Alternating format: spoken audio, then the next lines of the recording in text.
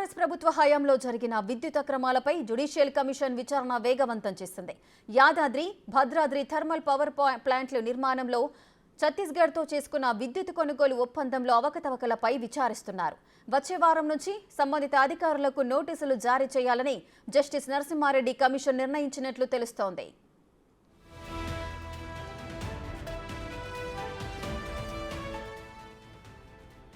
విచారణలో భాగంగా మాజీ ట్రాన్స్కో జెన్కో సీఎండీ ప్రభాకర్ రావును విచారణకు కమిషన్ పిలవనుంది. అప్పటి ప్రభుత్వంలో ట్రాన్స్కో జెన్కో డైరెక్టర్లను విచారణకు పిలువనున్నారు. మాజీ సీఎం కేసీఆర్, మాజీ మంత్రితో పాటు సంబంధిత అధికారులకు కమిషన్ లేఖలు లేదా అవసరమైతే సమన్లు జారీ చేయనున్నట్లుగా తెలుస్తోంది.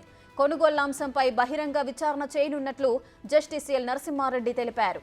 గత ప్రభుత్వం విద్యుత్ వ్యవస్థల కారణంగా 81,516 కోట్ల అప్పు అయింది. దీంతో పాటు 50,275 కోట్ల నష్టాల్లో ఉన్నట్లు కమిషన్ చెబుతోంది. 1000 మెగావాట్ల విద్యుత్ ఛత్తీస్గఢ్తో ఒప్పందం బిడ్డింగ్తో కాకుండా ఎంఓయూ ద్వారా జరగడం పలు అనుమానాలకు దారితీస్తోంది. దీనిపై కమిషన్ విచారణ చేయనుంది. అన్ని కోణాల్లోనూ విచారణ జరిపి ప్రభుత్వానికి 100 రోజుల్లో నివేదిక ఇచ్చేందుకు జస్టిస్ ఎల్ నరసింహారెడ్డి కమిషన్ ప్రణాళికలు సిద్ధం చేసుకుంటోంది.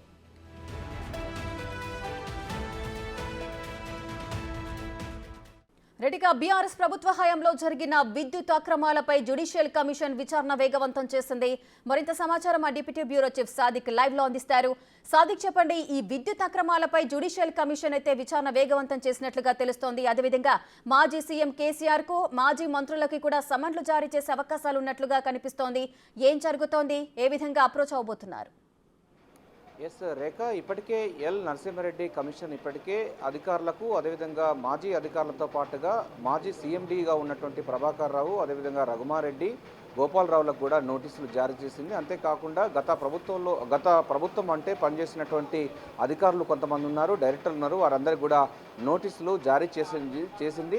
వారు లిఖితపూర్వకంగా ఆ వారం రోజుల్లోగా పూర్తి స్థాయిలో కూడా నివేదిక అంటే లిఖితపూర్వకమైనటువంటి వివరణ ఇవ్వాలని కూడా జస్టిస్ నరసింహారెడ్డి కమిషన్ అయితే ఆదేశాలు జారీ చేసింది. ప్రధానంగా చూసినట్లయితే అటు థర్మల్ పవర్ సంబంధించిన విషయాల్లో యాదాద్రి, భద్రాద్రితో పాటుగా ఛత్తీస్గఢ్తో జరిగినటువంటి విద్యుత్ కొనుగోలులో భారీ అక్రమాలు జరిగిందని కూడా కాంగ్రెస్ మొదటి నుంచి ఆరోపిస్తుంది. ప్రభుత్వం ఏర్పడిన తర్వాత విద్యుత్ కొనుగోలు, అదేవిధంగా ప్లాంట్ నిర్మాణంలో కాంపిటేటివ్ బిడ్డింగ్స్ చేశారు. కాకుండా కేవలం నామినేటెడ్ సంబంధించినటువంటి వాటితోని ఎందుకు ఇవ్వాల్సి వచ్చిన దానిపైన కూడా ప్రభుత్వం చాలా సీరియస్గా రియాక్ట్ అయింది. అందులో భాగంగానే జస్టిస్ నరసింహారెడ్డి కమిషన్ వేయడం జరిగింది. వారు కూడా వెంటనే పనులు ప్రారంభించడం జరిగింది. 100 రోజుల్లో పూర్తి నివేదిక ప్రభుత్వానికి అందజేయాల్సిన అవసరం ఉన్న నేపథ్యంలో నిన్న తాజాగా మాజీ డైరెక్టర్లతో పాటుగా ప్రస్తుతం ఉన్నటువంటి అధికారులందరికీ కూడా నోటీసులు జారీ చేయడం జరిగింది. ఇందులో ప్రధానంగా మాజీ జెన్కో సీఎండీగా ఉన్నటువంటి ప్రభాకర్ రావుతో పాటుగా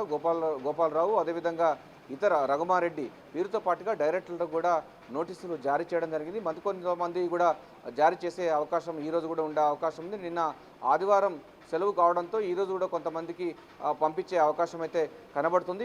వేగవంతం చేసిందని చెప్పవచ్చు రేఖ. ప్రధానంగా 100 రోజుల్లోగా దీని పూర్తి స్థాయిలో నివేదిక కూడా ప్రభుత్వానికి ఇస్తామని కూడా జస్టిస్ నరసింహారెడ్డి చెప్పిన ధర్మిల దాన్ని వేగవంతం చేసింది. ఇప్పటికే ఈ అంశం పైన కూడా దాదాపు జెన్కో సంబంధించిన విషయాల్లో అంటే విద్యుత్ సంస్థలు ఇప్పటికే 80,000 కోట్ల రూపాయల వరకు నష్టాల్లో ఉంది. 50,000 కోట్ల వరకు కూడా అప్పుల్లో కూరుకుపోయినట్టు సందర్భం ఉన్న నేపథ్యంలో ఛత్తీస్గఢ్తోని 1000 మెగావాట్ల విద్యుత్ కొనుగోలు సంబంధించిన అంశాలపైన ఎందుకు చేయవలసి వచ్చిన దానిపైన పూర్తి వివరాలు ఇవ్వాలని చెప్పింది. అంతేకాకుండా మాజీ విద్యుత్ శాఖ ప్రిన్సిపల్ సెక్రటరీగా ఉన్నటువంటి అరవింద్ కుమార్ కూడా నోటీస్ జారీ చేయడం జరిగింది. ఆయన కూడా ఛత్తీస్గఢ్తో విద్యుత్ కొనుగోలు ఒప్పందంలో ప్రభుత్వానికి తీవ్రమైనటువంటి ప్రభావం చూపుతుంది, నష్టాల్లో ఉంటుందని కూడా చెప్పినప్పటికీ అంటే ఈఆర్సీ సంబంధించిన వాళ్ళు పెడచెవిన పెట్టి దీన్ని పూర్తి స్థాయిలో కూడా ఛత్తీస్గఢ్తో ఒప్పందాలు తీసుకున్నారని కూడా ఆయన కూడా బహిరంగానే విమర్శలు చేశారు. దీంతో ఆయనను ట్రాన్స్ఫర్ చేసి ఢిల్లీకి పంపించినటువంటి సందర్భాలు ఉన్నాయి. సో ఈ తతంగం అంతా కూడా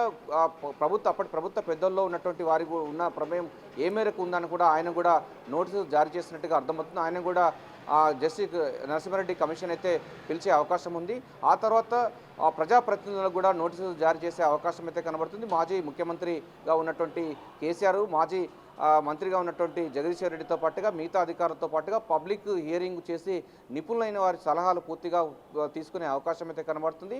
ఇలా రేఖ చాలా వేగవంతంగా వేగవంతం చేసిందని చెప్పవచ్చు. ప్రధానంగా 2 అంశాలపైన ఒకటి చూసినట్టయితే కాళేశ్వరం సంబంధించినటువంటి ప్రాజెక్టులు అవకతవకల పైన కూడా ఒక కమిషన్ నడుస్తూ ఉంది.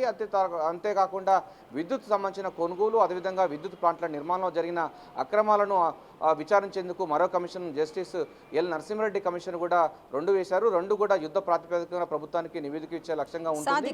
కానీ 100 రోజుల్లోగా ఈ యొక్క ఎల్ నరసింహారెడ్డి నివేదిక ప్రభుత్వానికి ఇవ్వాల్సిన నేపథ్యంలో నిన్నటి నుంచి కూడా ఈ నోటీసులు అయితే జారీ చేస్తున్నారు రేఖ.